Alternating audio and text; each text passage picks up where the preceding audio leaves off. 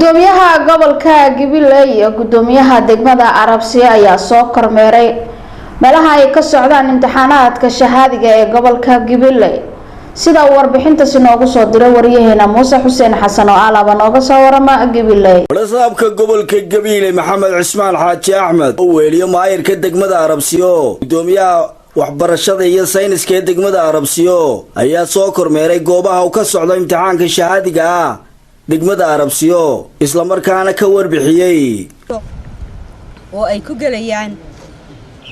ardaydii aydadka oo tiradoodu tahay 202 arday waxa ku xigta goobta kale ee dugsiga hoose oo ay ku galayaan ardaydii dugsiga sare oo laba iskuulka private-ka iyo badbaado iyo dugsiga sare Arabsiyo oo iyaguna ah 121 arday agamsahana waa goob 20 arday ku galayaan gudoomiye imtixaanku si habsami u socdaa ilaa imiga ardayduna si wacan bay u shaqeynayaan guul baan u rajeynayaa dhammaan ardayda reer Arabsiyo iyo ardayda Soomaaliland dhamaantood waxaan saaka maaragtay soo booqanay ama aan soo kormeeray iskuulka dhexe ee Arabsiyo runtii waxa weeyaan diilay waxaan u rajeynaynaa guul iyo horumar iyo kuwii natiijo wanaagsan ka soo hooyay inay noqdaan waa nabadgelyadu si 100% xasiloon tahay shalay waxay noogu bilaabantay hab nabadgelyo oo qurux badan oo waxa weeye iskuuladii iyo maamulkiiba ay si qurux badan waxa weeye ugu hawlgaleen ardayduna ay runtii u dhiiran yihiin oo diyaar u yihiin in imtixaanaadka ay kaalmo fiican ka soo hooyaan adaabtooda iyo tarbiyadooduna ay supervisoradu ay ka ammaan sheegteen guud ahaan degmada Arabsiyo waxa halkan ku galay 202 arday oo intermediate ah secondary-gina waxay ku galayaan iskuulka hoose laba secondary oo degmadu leedahay waxa kale oo agamsaha ku galaya arday kale oo ilaa 20 arday oo kale oo intermediate maanta oo maalintii labaad ee runtii imtixaankii shahaadiga ah ee qaranka Jamhuuriyadda Soomaaliland oo maalintii labaad galay gobolkana shalay buu ka furmay si nabadgelyo ah iyagii degmooyinkiisaba maanta waxaanu kormeeraynaa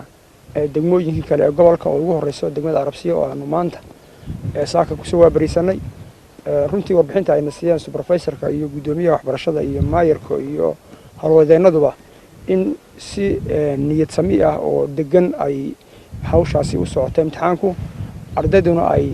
si wanaagsan imtixaankooda u gudanayaan oo nabadgelyo aad iyo aad baan horta uga mahad celinayaa geesta kale barasaabka gobolka Gabiley ayaa soo kormeeray degmada Togwa Jaale ee gobolka Gabiley qaabka uga socdo imtixaanka shahaadiga ah ee fasalada afraad iyo 8aad halka waxaan ugu soo bixoqday wafdi balaadan uu hogaaminayo barasaabka gobolka iyo maayirka degmada imtixaanku si nabadgelyo u socdaa waxa si habsami ay degmada imtixaanku uga socdo maalintii labaad waa sanadkii 2019 guul baan ardayda u rajeynaynaa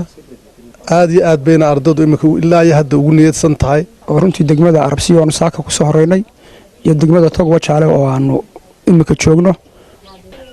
runtii kormeerkaygaasi wuxuu yahay inaan u kuurgalno sida habsamida u socdo imtixaanka gobolku oo runtii ardayduna ay imtixaankoodii u gudanayaan si nabadgelyo ah oo runtii aanu Ilaahay ka rajeynayno in imtixaanka Ilaahay u fududeeyo Muuse Xuseen Xasan